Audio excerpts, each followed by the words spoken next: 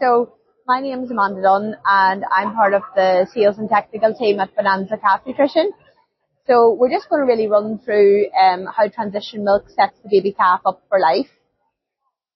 Okay, so we'll discuss what transition milk is and why it's important for the baby calf, recent research on transition milk, best alternative to cow's transition milk, and some latest research on Transformula, which is our transition milk replacer, and some take-home messages. Okay, so transition milk is the natural follow-on milk from colostrum for about the first 6 milkings after calving. It's a very valuable feed for the immunocompromised calf as it contains elevated nutrient levels plus bioactives that are designed for the health and development of the baby calf during these challenging first couple of weeks. Feeding transition milk can increase the ability of the calves' ability to absorb nutrients, and therefore they can more efficiently grow and get more from their feed earlier. It's vital for the first few weeks of life because basically the calf's born with a very immature gut, so it's functional, but it takes a couple of weeks just to develop. So what these nutrients, bioactives, antibodies in your transition milk does is it really whitewashes the calf's gut and lines the barrier to help defend against these scar-causing pathogens which are common in the first couple of weeks. So this chart, it's quite a nice comparison of your colostrum transition milk versus your whole milk.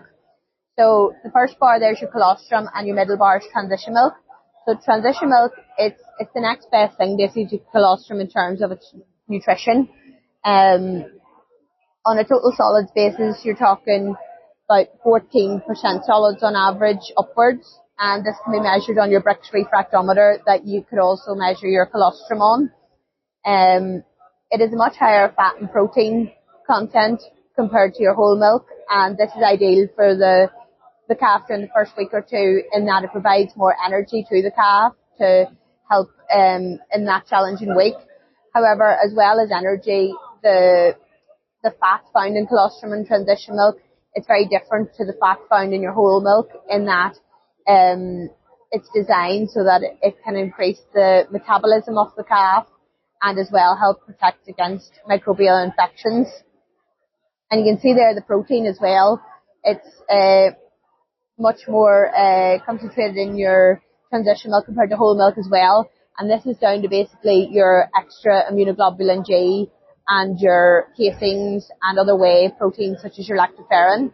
The casein, it's a very valuable source of energy, but as well has got a lot to do with your immune regulatory, your antiviral, your antimicrobial properties. And then your lactoferrin is an iron binding protein, and as well this just helps shape the calf's microbiome, which we'll go on to talk about. Antibodies, as you can see, there's much more antibodies in your colostrum transition milk. There's none in your whole milk at all. So these are what are responsible for your passive transfer of immunity. And then you've got your bioactives such as your growth hormones and your growth factors, which are involved with developing the epithelial cells in the gut as well for that development in the first couple of weeks. So immunoglobulin G, that's your main antibody associated with colostrum and transition milk, and it's responsible for the success of the immune transfer to the calf. We know the first feed of colostrum must be consumed as soon as possible after birth and as quickly as possible, just for the absorption into the bloodstream within the 24 hours. But it's important to note too that the transition milk, it actually contains 75% of the actual total IgG excreted from the cow calves until the 6th milking. So it's just to show the importance, how valuable that feed actually is to give to the calf as well. And that's just your window of absorption. Your IgG absorption into the blood is 24 hours, but then after your 24 hours, it's very useful, as I said, just to whitewash the calf's gut and provide that entire protection against your common scars.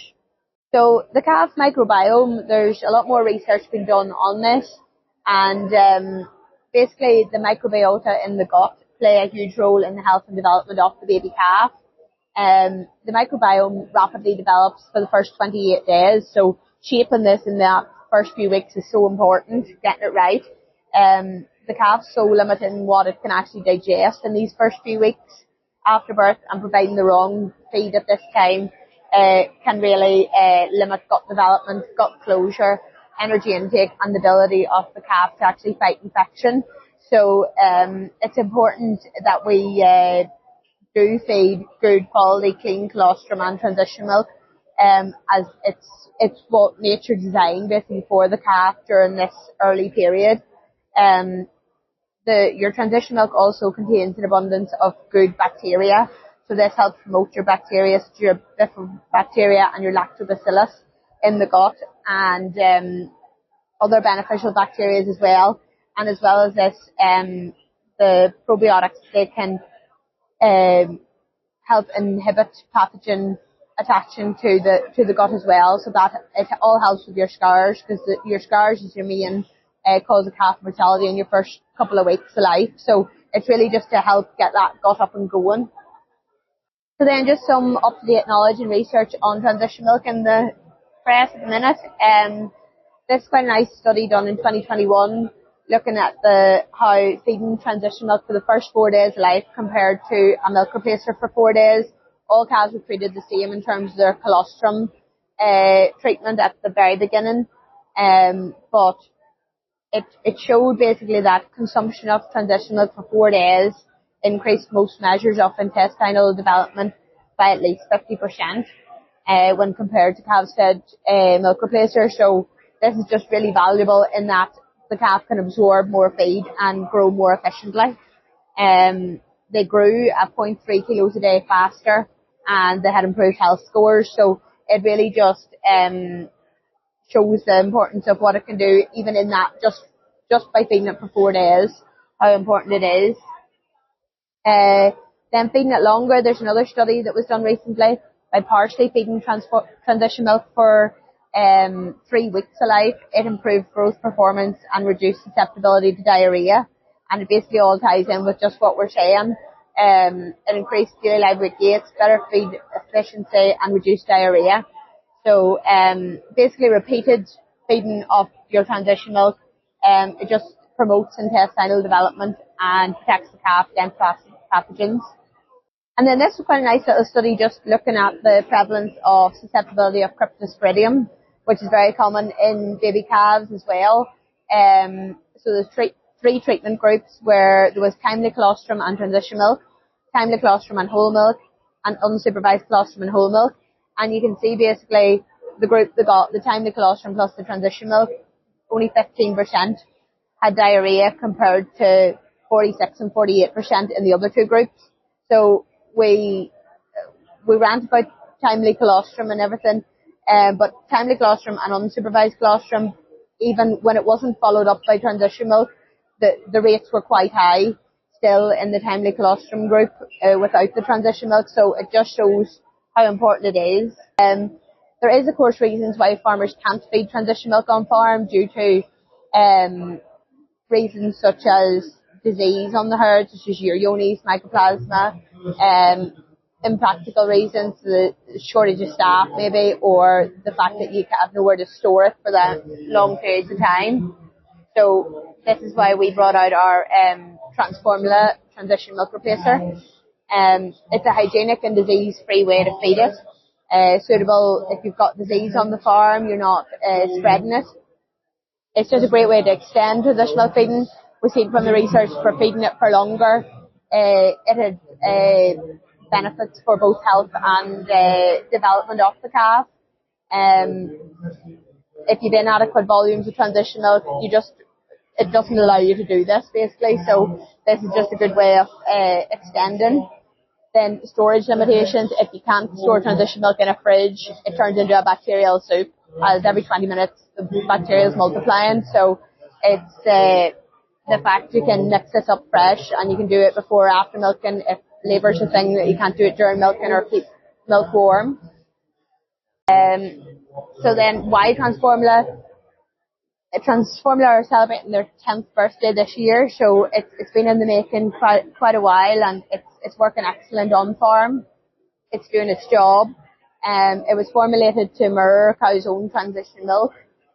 Fixed formula, you get the same formula in every bag. It's made with low heat, milk derived ingredients. So your skim, buttermilk and whey is what make up the product. Quality multi-fat blend, which aids digestion, and it contains elevated levels of your probiotics. That includes your milk oligosaccharides, just to support your microbiome development and immunity. And it also contains your full fat colostrum, but I'll go into a wee bit more detail now on the next slide. This is basically every ingredient in Transformula has a purpose, and it promotes health and gut development. So the first one we look at there is just your skim milk. As I said, low heat, that's very important. The label doesn't often tell you the actual quality of the thing.